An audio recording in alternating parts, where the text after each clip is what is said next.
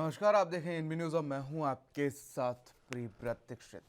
तो आज अगर बात की जाए तो अब इलेक्शन कमीशन जो है पश्चिमी उत्तर प्रदेश से निकलकर पूर्वी उत्तर प्रदेश में पहुंच चुका है। और पूर्वी उत्तर प्रदेश की बात की जाए तो यहां पर माफियाओं का गढ़ कहा जाता है। और अब 7 तारीख को ऐसे में यहां पर मतदान होना है और ऐसे में तमाम सियासी पार्टियां लगातार पूर्वांचल को काढ़ने में लगी हुई हैं। आज अगर बात कर ली जाए तो मिर्ज़ापुर और वाराणसी के दौरे पर प्रधानमंत्री नरेंद्र मोदी रहेंगे। पहले वो मिर्ज़ापुर में जनसभा को संबोधित करेंगे और उसके बाद वाराणसी में जनसभा को संबोधित करेंगे। तो वहीं राहुल गांधी भी आज भगवान विश्वनाथ के धाम में होंगे और पिंडरा में जनसभा को संबोधित करते हुए नजर आएंगे। साथ ही गाजीपुर में 3 स्थानों पर जनसभा को केंद्रीय मंत्री अमित शाह भी संबोधित करते हुए नजर आएंगे। तो वहीं अगर बात कर लें समाजवादी पार्टी की, तो आज पूरी तरीके से समाजवादी पार्टी ने पूर्वांचल को करने की कोशिश कर रखी है। मऊ, गाजीपुर, चंदौली और वाराणसी में अखिलेश यादव की बैक टू बैक रैलियां हैं। तो जिस तरीके से अगर आज सियासी समीकरणों को समझा जाए तो वाराणसी में आज 3 पार्टियों के शीर्ष नेताओं का पहुंचना होगा। प्रधानमंत्री नरेंद्र मोदी लगातार, वाराणसी उनका संसदीय क्षेत्र है, तो ऐसे में साफ हो जाता है कि आखिर क्या कुछ सियासी मायने हैं। सांसद हैं वो वहां से। और साथ ही राहुल गांधी आज वाराणसी के दौरे पर होंगे और 12 बजे काशी विश्वनाथ मंदिर पहुंचेंगे। तो वहीं 1 बजे वाराणसी के पिंजरा में जनसभा को संबोधित करते हुए वो नजर आएंगे। साथ ही केंद्रीय गृह मंत्री अमित शाह आज गाजीपुर में 3 जनसभाओं को संबोधित करते नजर आएंगे। तो वहीं अगर बात कर ली जाए तो आज मऊ, गाजीपुर, चंदौली और वाराणसी के दौरे पर अखिलेश यादव रहेंगे। लेकिन ऐसे में साफ तौर पर यह भी साफ होता हुआ नजर आ रहा है कि जिस तरीके से अगर बात की जाए तो आज पूरी तरीके से पूर्वांचल को काटने की कोशिश कर रखी है। 7 तारीख को यहां पर मतदान है, लेकिन उससे पहले पूरी तरीके से पूर्वांचल में आज दिग्गजों का जमावड़ा लगा है। तो अब 57 सीटों का गेम ओवर हो चुका है और 7 को फाइनल मैच है।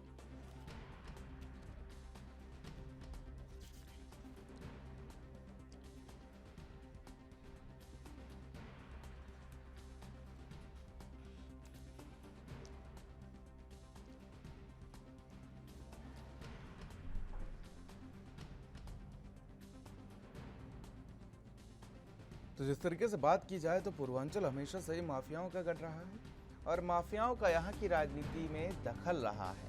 और दखल की अगर बात कर ली जाए तो जिस तरीके से मुख्तार अंसारी की बात कर लें, उनके बेटे अब्बास अंसारी इस बार मैदान में हैं। और अगर बात कर ली जाए तो इस बार ओपी राजभर, ओम प्रकाश राजभर अहम निर्णायक भूमिका में नजर आ सकते हैं पूर्वांचल में।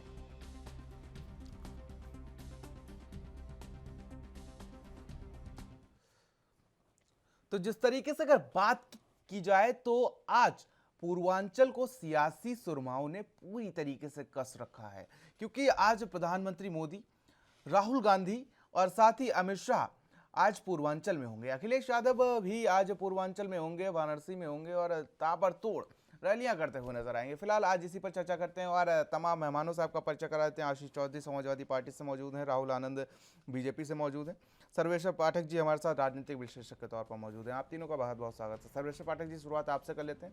जिस तरीके से अगर बात की जाए तो वाराणसी पीएम मोदी का गढ़ रहा है, भाई संसदीय क्षेत्र है, तो ऐसे में बीजेपी की निगाहें पूरे उत्तर प्रदेश को जीतने पर तो होंगी ही होंगी, लेकिन उससे पहले पीएम मोदी की निगाहें जो होंगी अगर बात की जाए तो वाराणसी को जीतने की होंगी। क्योंकि मेरा मानना है कि जो खिलाड़ी होते हैं, जो दिग्गज खिलाड़ी होते हैं, वो अपनी पिच पर तो अच्छा प्रदर्शन देने की कोशिश करेंगे ही, और अगर अपनी ही पिच पर वो अच्छा प्रदर्शन नहीं दे पाते हैं तो कहीं ना कहीं उनकी साख पर बट्टा जरूर लगता हुआ नजर आता है। क्या वाराणसी में भी यही होने वाला है?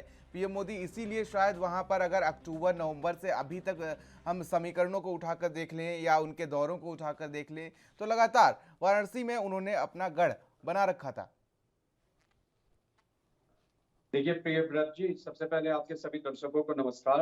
आपने कहा कि प्रधानमंत्री जी की नजर होगी वाराणसी जीतने पे, और मैं कहता हूं प्रधानमंत्री जी की नजर पूरे यूपी को जीतने पे है। वाराणसी उनका संसदीय क्षेत्र है, उसमें कोई दो राय नहीं है कि वो उनके प्रभाव क्षेत्र में आता है। और जो भी सुविधाएं, जो भी विकास के कार्य वाराणसी में किए गए हैं वो वर्ल्ड लेवल पे उसकी प्रशंसा की जा रही है। पहले का वाराणसी काशी और आज के वाराणसी में जमीन आसमान का अंतर है, तो उसका सीधा फायदा तो बीजेपी को मिलेगा ही मिलेगा, इसमें कोई दो राय नहीं है। रही बात पूर्वांचल की, देखिए पूर्वांचल का क्या है कि पूर्वांचल में जिस पार्टी ने फतेह हासिल किया वही यूपी में गवर्नमेंट बनाता है, इतना आपको हमको सभी को पता है। और जैसा है कि कहा जाता है कि यूपी में जिसने फतेह हासिल किया वो सेंटर में गवर्नमेंट बनाता है लोकसभा चुनाव में। तो पूर्वांचल में टोटल 142 सीटें आती हैं। अभी 2 चरणों में पूर्वांचल के बहुत सारे सीटों पे चुनाव हो चुका है, अब ये महत्वपूर्ण चरण है। और पूर्वांचल जो मेन रीजन है जहां बीजेपी ने पिछली बार 142 में से 100 सीटें हासिल की थी, अब देख लीजिए उनका स्ट्राइक रेट। और जो भी पार्टी यहाँ सत्ता में रही है, 2012 में अगर एसपी थी समाजवादी पार्टी तो उसने 84 सीटें हासिल की थी पूर्वांचल से। वही 2007 में अगर मायावती की बातें कर लें तो उन्होंने 77 सीटें हासिल की थी। फिर 2002 में भी एसपी थे तो 56 सीटें, मतलब जो एक मेजोरिटी सीटें जो होते हैं वो पूर्वांचल से ही जीत के बिल्कुल सुरेश पाठक जी, लेकिन यहाँ पर अगर बात कर ली जाए तो यहाँ पर चुनौतियां बहुत हैं इस बार पूर्वांचल में बीजेपी के लिए। ओपी राजभर समेत तमाम चुनौतियां हैं जो कभी बीजेपी के साथ हुआ करते थे। फिलहाल इस पर चर्चा अभी जारी रखेंगे, लेकिन यहाँ रुकेंगे छोटे से ब्रेक के लिए।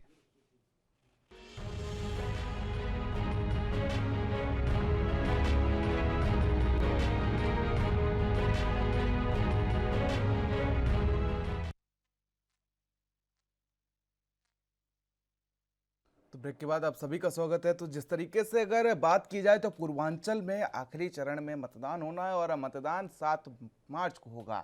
तो ऐसे में तमाम जो जिले आते हैं उनमें जिस तरीके से बीजेपी भी अपना गढ़ मान रही है, क्योंकि भाई समाजवादी पार्टी जिस तरीके से वहां पर ओपी राजभर वहां पर मोर्चा संभाले हुए हैं। फिलहाल चर्चा पर वापस आते हैं, तीनों मेहमान हमारे साथ बने हुए हैं। आशीष चौधरी जी, शुरुआत आपसे कर लेते हैं इस बार कि जिस तरीके से ओपी राजभर इस बार कड़ी चुनौती दे रहे हैं और इस बार वो बीजेपी का साथ छोड़ के आपके साथ हैं, तो ऐसे में किस तरीके से सियासी समीकरणों को समझा जाए इस बार? कि सबसे पहले तो ओपी राजभर का कहीं ना कहीं पूर्वांचल में अच्छा खासा प्रभाव, क्योंकि जब भाजपा आते थे तो भाजपा की सीटें वहां बढ़ी थी।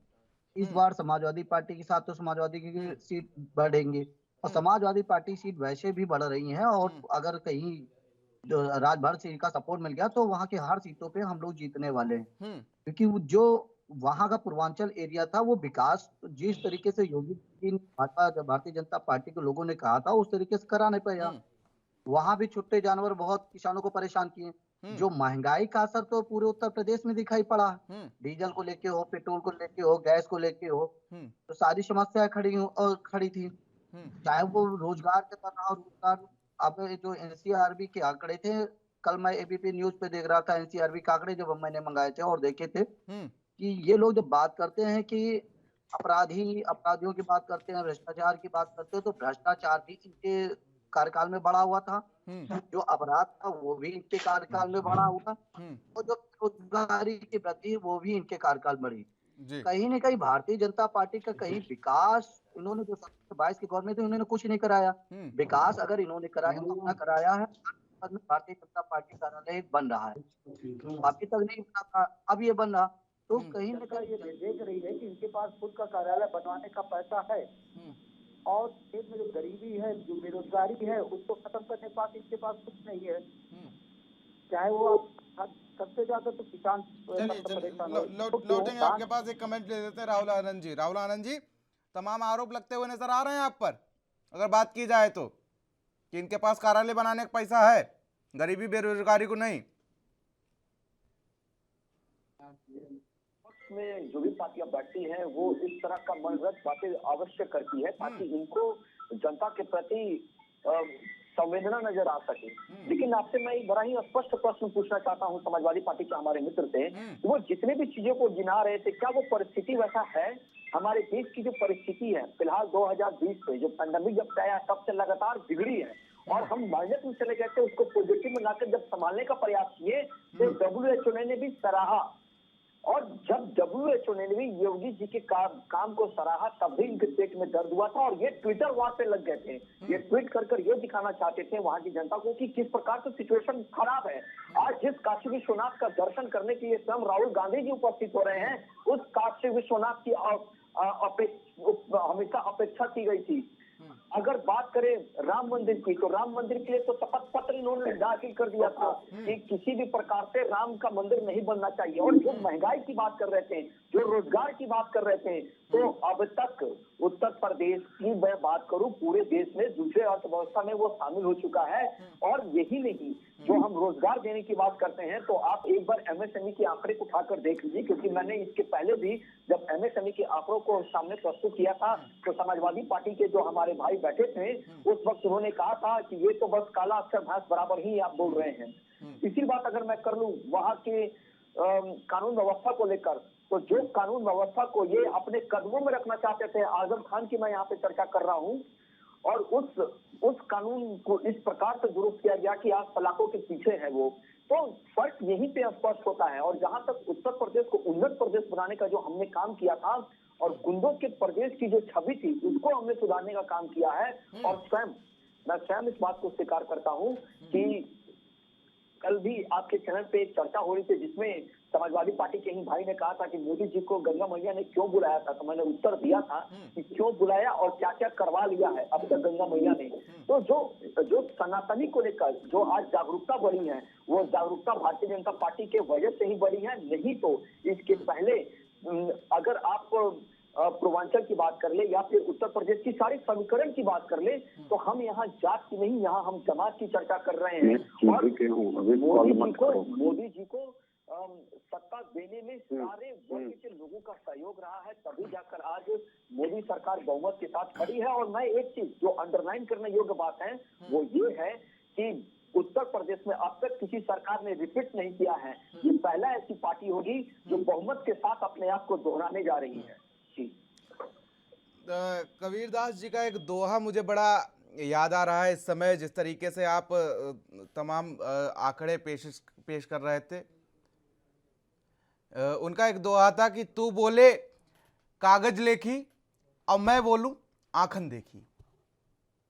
कि कागजों पे तो बहुत कुछ दिख जाता है, ठीक है, कि कागजों पे तो तमाम रोजगार भी दिख जाते हैं, तमाम आंकड़े दिख जाते हैं, तमाम हमने सब कुछ ठीक कर दिया, इतने रोजगार दे दिए, इतना सब कुछ कर दिया, लेकिन फिर कुछ चीज़ें जो हैं वो कुरेद सी जाती हैं। जब आप ज़मीनी हकीकतों को निकल के समझने की कोशिश करेंगे, दूर दराज गांव में चले जाइए, वहाँ पर आप समझने की कोशिश करिए कि आखिर 2 वक्त की रोटी जुटाने के लिए 9 से 10 घंटे तक आदमी को ईंट गारा ढोना पड़ता है। राहुल आनंद जी, ईंट गारा ढोना पड़ता है पूरे दिन, शायद 250 से 300 रुपए मिलते होंगे उसको। अब 250 से 300 रुपए वो 1 लीटर तेल लाने में खत्म हो जाते हैं। 200 रुपए, ये अभी पिछले दिनों की बात बता रहा हूं जब ये 200 रुपए में हो गया था सरसों का तेल, ठीक है। सुन लीजिए जरा, सुन लीजिए उसके बाद, ठीक है। 300 रुपए मिले उसे पूरे दिन की दिहाड़ी करने में, ठीक है। अब उसके बाद वो पैसे चले गए तेल लेने में। अब बताइए, बीजेपी ने उसका तेल निकाल लिया या उस इंसान ने उसका तेल निकाल लिया जिसके यहां वो 9 से 10 घंटे वो काम करके आया। ब्रेक के बाद इस पर चर्चा करेंगे।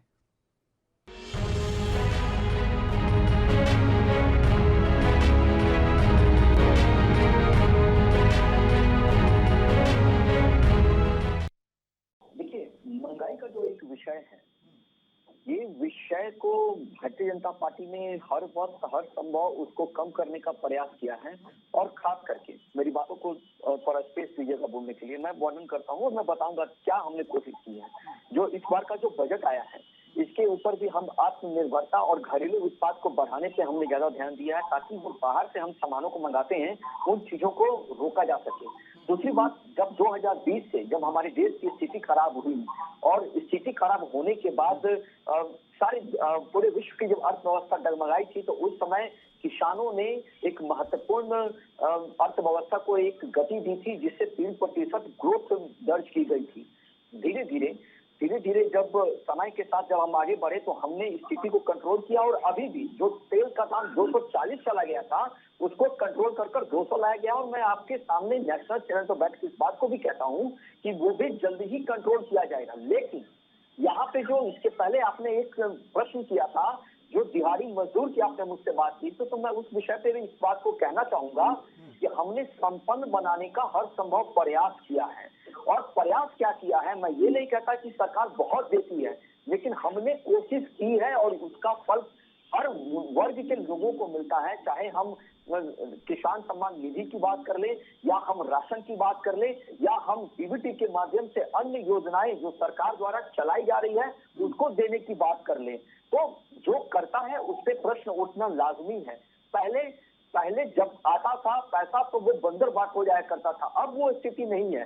लेकिन भरोसा है और विश्वास मैं दिलाता हूं कि निश्चय ही हम इसके ऊपर भी कंट्रोल करेंगे, क्योंकि आज देश तमाम ऐसी कठिनाइयों से जूझ रहा है जिसको सबसे पहले स्वस्थ करने की आवश्यकता है। आपने देखा होगा कि जब से उत्तर प्रदेश में भारतीय जनता पार्टी की सरकार बनी है, तब से लगातार हम आगे ही बढ़े हैं। 2000 पहले की अगर टीका की बात कर ले, तो उस समय टीबी की टीका की बात कर लीजिए, और अभी देख लीजिए जो समाजवादी पार्टी के लोग थे, वो तो ये कहकर भ्रमित करते थे कि ये तो भाजपा का वैक्सीन है, ना लो नपुंसक हो जाओगे। तो एक सदस्य की, एक नागरिक की रक्षा करना, मैं इस चीज का हमेशा से ही आपके कायल रहा हूँ, आपके पास आंकड़े बहुत होते हैं, लेकिन इन आंकड़ों की जमीनी हकीकत क्या है, ये ब्रेक के बाद समझने की कोशिश करेंगे। रुकेंगे छोटे से ब्रेक के लिए।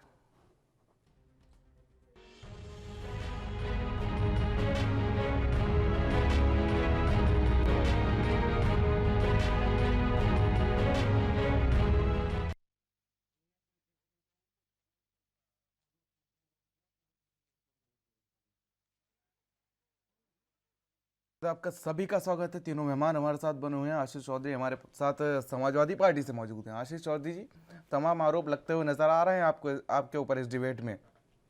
आपकी सरकार में तमाम चीज़ें सामने आई, दंगा, बेरोजगारी, ये सब चीज़ें आपकी सरकार में आई 2012-2017 तक।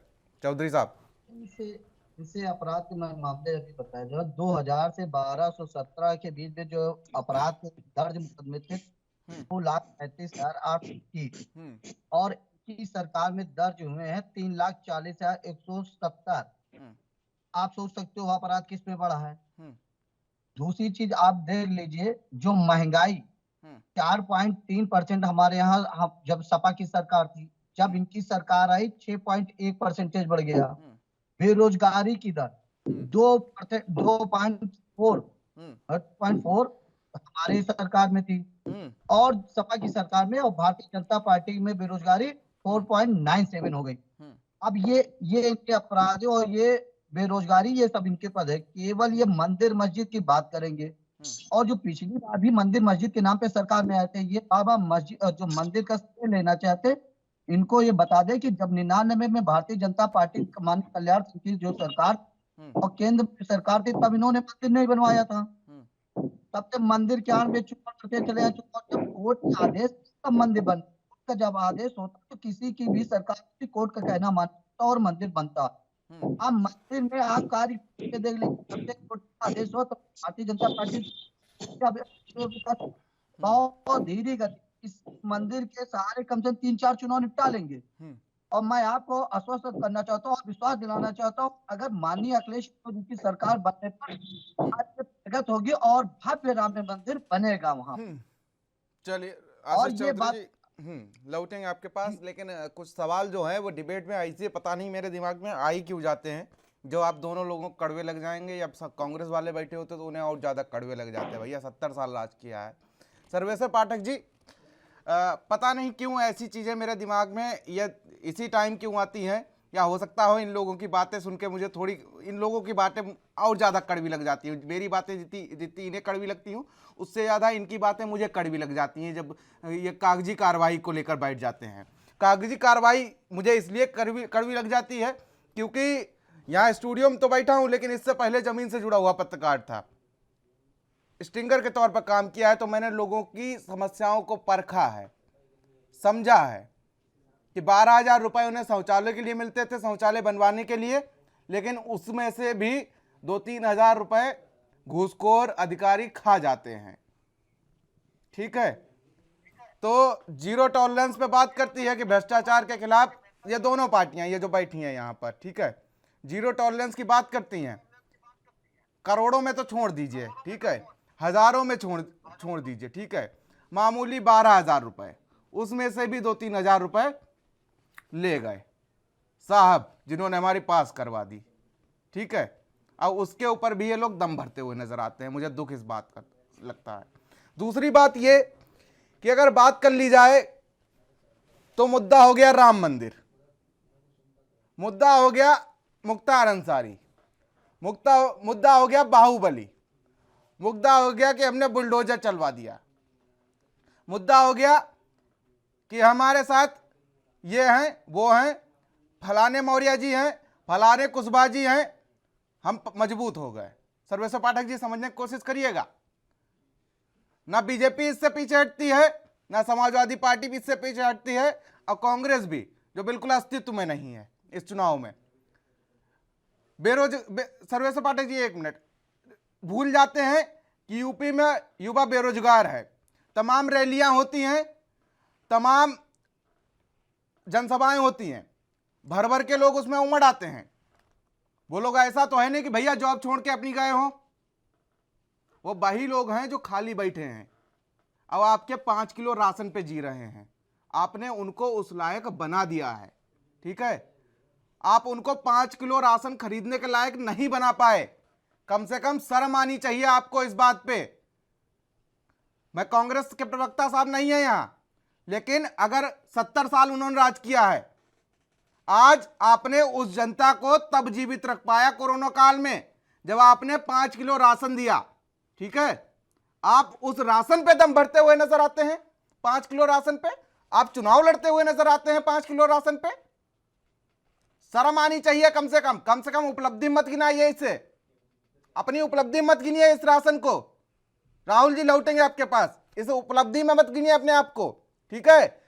कम से कम अगर कांग्रेस वाले प्रवक्ता जी यहां बैठे होते तो कम से कम 1 घंटे रोना चाहिए, और 15-15 मिनट आप दोनों को भी, क्योंकि 14 से आप भी सरकार में हैं केंद्र में, और 17 से भी हैं, और 12 से 17 तक ये भी रहे हैं चौधरी साहब जो बैठे हैं। तो मुद्दा यहां पर राशन आ जाता है, ठीक है, मुद्दा यहां पर नौकरी नहीं आता, मुद्दा यहां पर महंगाई नहीं आता जिस पे चुनाव लड़ना चाहिए। मुद्दा आ जाता है मुख्तार अंसारी कि हमने मुख्तार अंसारी पर कार्रवाई की, मुद्दा आ जाता है अतीक अहमद, मुद्दा आ जाता है आजम खान को जेल में भेज दिया गया। सर्वेश्वर पाठक जी एक विश्लेषण आपसे लेना चाहेंगे हम इस पे। बहुत लंबा चौड़ा प्रश्न किया है, तो लंबा चौड़ा समय भी देना पड़ेगा अगर आपको सही सटीक समझना है तो। देखिए प्रियव्रत जी, आपने कहा कि आप जमीन से जुड़े पत्रकार हैं और स्ट्रिंगर के तौर पे आपने काम किया है, और स्ट्रिंगर जो होता है वो सचमुच जमीन से जुड़ा होता है। और मैं भी गांव देहात से ही हूँ, भले शहर में रहता हूँ, लेकिन वहां की परिस्थिति का मुझे भी अंदाजा है और मैं भी जानता हूँ। देखिए आपने जो बात कही कि 12,000 टॉयलेट के लिए दिया जाता है, लेकिन उसमें भी 2,000 अधिकारी खा लेते हैं, यह आप पूरे 100 आने सच बोलते हैं। पहले ये हो रहा था, लेकिन अब डायरेक्ट बेनिफिट ट्रांसफर में भी घोटाले होते हैं। उन जो लाभार्थी है उनको मुखिया और बीडीओ और ये सब पहले करार करवाता है कि तुम इस पैसा जो तुम्हारे अकाउंट में आएगा उसमें से मुझे इतना दोगे, तभी तो तुम्हारा नाम आगे होगा। तो देखिए इसमें कोई भी पार्टी हो उसको इस लेवल पे भी जाके इस भ्रष्टाचार को समाप्त करना पड़ेगा। कैसे पहुंचेंगे? ये तो मुख्तार अंसारी पे ही अटक जाते हैं, ये तो जातीय समीकरणों पे अटक जाते हैं। अटकना बहुत जरूरी है। प्रियव्रत जी, आप मुझे नहीं, अटकना तो जरूरी है, लेकिन जमीन पे भी चले जाएंगे और आजम खान जैसे दुर्दांत अपराधियों पे अटकना बहुत जरूरी है। 2012 से 17 का देख लिया था, मुजफ्फरनगर में पाठक जी, आपको और पूरा समय दिया जाएगा। आपके फिलहाल विश्लेषण थोड़े लंबे हो सकते हैं क्योंकि मेरा सवाल भी थोड़ा लंबा था, तो इसके लिए फिलहाल यहां रुकेंगे छोटे से ब्रेक के लिए। ब्रेक के बाद आपका जवाब ले लेते हैं।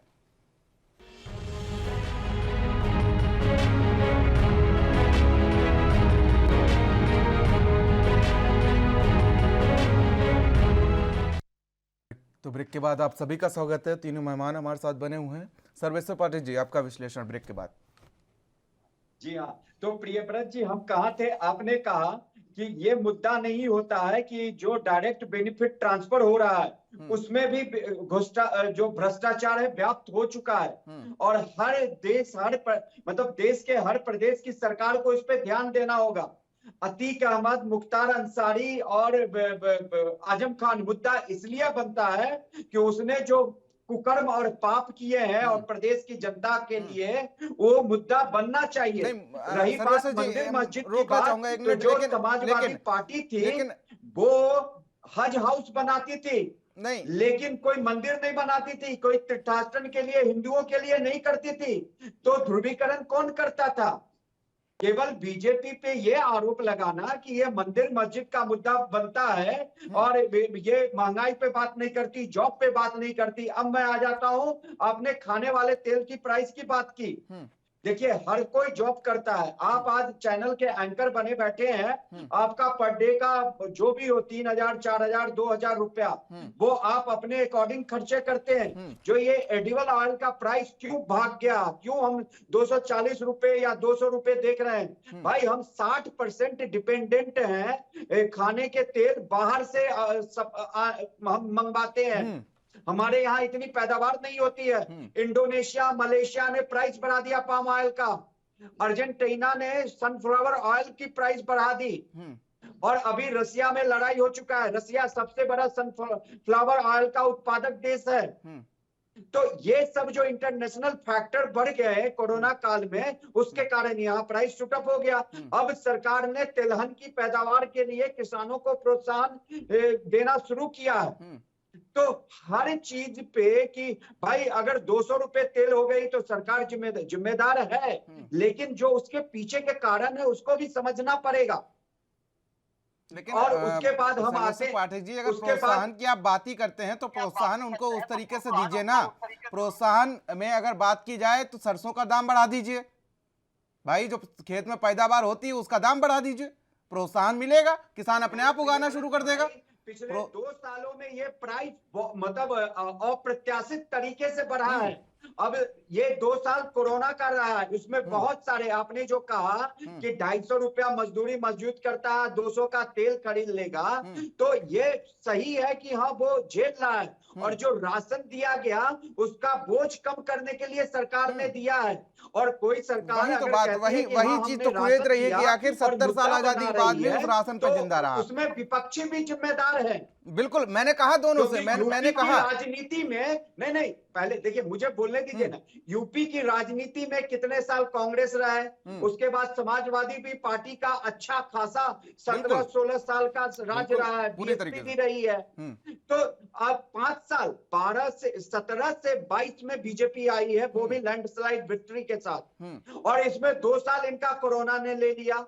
तो जो परिस्थितियां हैं उसके खिलाफ बीजेपी को भी लड़ना है। हाँ, महंगाई अप्रत्याशित रूप से भाग रही है तो उसको कम करना पड़ेगा सरकार को। ठीक है, हम बाहर से तेल मंगवा रहे हैं, हम उस पर ड्यूटी कम करेंगे तो हमारे देश की जनता को फायदा होगा, भले सरकार को राजस्व में हानि होगी। तो हर चीज के पीछे के कारण को समझना पड़ेगा। बीजेपी केवल मंदिर मस्जिद नहीं करती। इस चुनाव में अगर अखिलेश यादव, मायावती और प्रियंका गांधी कांग्रेस से महंगाई को मुद्दा बनाते या प्रदेश की बेरोजगारी को मुद्दा बनाते तो होता। अखिलेश यादव जी स्टार्टिंग में जिन्ना पाकिस्तान पे ले गए, खुद ही ध्रुवीकरण की राजनीति करते हैं। बिल्कुल, जयंत सिंह के साथ गठबंधन किया, जहां जाट बेल्ट में मुसलमानों को टिकट दे दिया, जाट ऐसे ही नाराज हो गए उनसे। तो आखिर ध्रुवीकरण की राजनीति कौन कर रहा है? हर पार्टी शामिल है, केवल बीजेपी पे आरोप लगाना मैं समझता हूं ये कहीं से उचित नहीं है। देखिए, अगर गंगा बह रही है तो हाथ कौन नहीं धोना चाहता, ये बताइए आशीष चौधरी तो जी। हाथ धोना चाहता है तो आप फिर दूसरे पे ऐसे आरोप तो ना मढ़ो ना। नहीं, आरोप लगाना मेरा, आरोप लगाना तो भैया मेरा पेशा है, ठीक है, आरोप लगाना तो मेरा पेशा है, क्योंकि आरोपों से ही मुझे जवाब मिलेगा, और जवाब से हो सकता हो थोड़ा इनके प्रवक्ता साहब हैं, ये थोड़ी सी पार्टी के अपने कह दें तो उस पर थोड़ा सा अमल हो जाएगा तो जनता का भला हो जाएगा। चौधरी साहब, हो सकता है ऐसा नहीं हो सकता, लौटेंगे सर्वेसर पार्टी कि देखिए अगर तेल डीजल के प्राइस बढ़ रहे हैं अंतरराष्ट्रीय कारणों से, तो वहां पे सरकार को इंपोर्ट ड्यूटी कम करनी पड़ेगी, जिससे कि यहाँ के लोगों को सहूलियत मिलेगी। क्यों करेंगे भैया, घाटा हो जाएगा ना, और जनता चाहे पिसती रहे। 200 पे आया और उसको कम करना पड़ेगा, राजस्व का घाटा सरकार को उठाना पड़ेगा। चलिए सर्वेसर पाठक जी लौटेंगे आपके पास। आशीष चौधरी जी, इस पे बात नहीं करेंगे। हमने अभी ये कहा कि जब भी भारतीय जनता पार्टी प्रवक्ता बैठते हैं तो हमेशा मंदिर मस्जिद पे पहले ले जाके यही वहीं पहुंचा देते हैं। आप ही पहुंचा देते हो ना, आप ही कह देते हो कि इन्होंने नहीं बनवाया, वो तो कोर्ट का आदेश है। आप बात कर लो ना, आप घेर लो तमाम आरोपों को लेकर, रोजगार को लेकर घेर लो, तमाम बातें कर लो, लेकिन आप पहुंच जाते हो वहां कि इन्होंने नहीं बनवाया।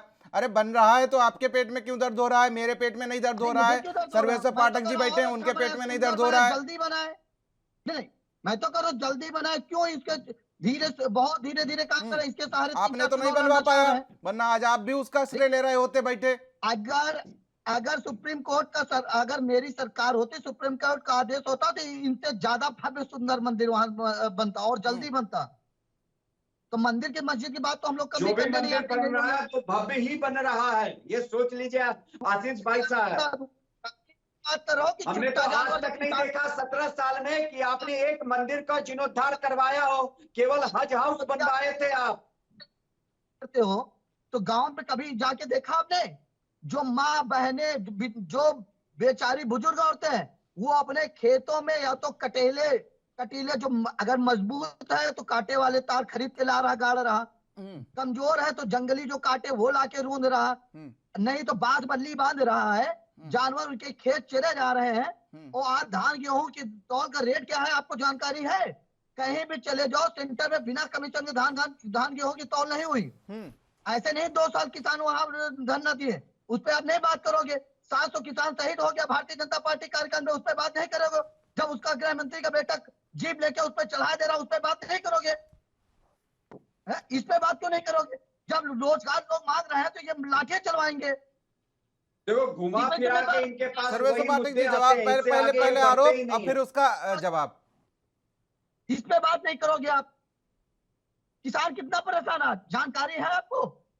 अगर गांव में आप लोग वोट मांगने गए होंगे तो वहां की महिलाओं ने गाली देने का काम किया, हमने तो वोट मांगने का काम किया। वहां अगर हम लोगों ने कहा ये सरकार अखिलेश यादव देने जाए, भारतीय जनता पार्टी ये दिया, कहे भैया हमको कुछ मिले न मिले, केवल ये छुट्टा जानवर हमारे खेत से चले जाए, हमारे खेत बच जाए, हम लोग अपना पेट अपने बच्चों का पेट पाल लेंगे। जब ऐसा शब्द उनके मुंह से सुन लो, आंखों से आंसू झलक आते। अगर इंसानियत और मान होता है तो राजनीति का पर्दा, अगर चश्मे से राजनीति का पर्दा हटा दिया जाए, रोना आ जाता। भाई साहब जिसने खेत अपना जोता बोया, पानी सींचा, रात भर खेत ताक रहा है और उसके बाद जानवर आए तो उसके खेत चले जा रहे हैं, सोचो वो उसकी रोजी रोटी है, उसी के सहारे उसके बच्चे पढ़ाई फीस जमा हो रही, उसी के सहारे उनके पेट पल रहे हैं, उसी के सहारे वो सोने का एक छत डलवाने का प्रयास कर रहे हैं। और तैयार की हुई फसल जो लागत से तैयार होती है वो मूलधन भी नहीं मिल पा रहा, खेत में चले जा रहे हैं, मेहनताना में चली जा रही है। चलिए आशीष चौधरी जी, क्या होगी? आशीष चौधरी जी, इन तमाम जो आपके आरोप हैं और तमाम सवाल हैं, इनका राहुल आनंद जी हमारे साथ बीजेपी से मौजूद हैं, इनसे जवाब लेंगे, लेकिन पहले रुकेंगे छोटे से ब्रेक के लिए।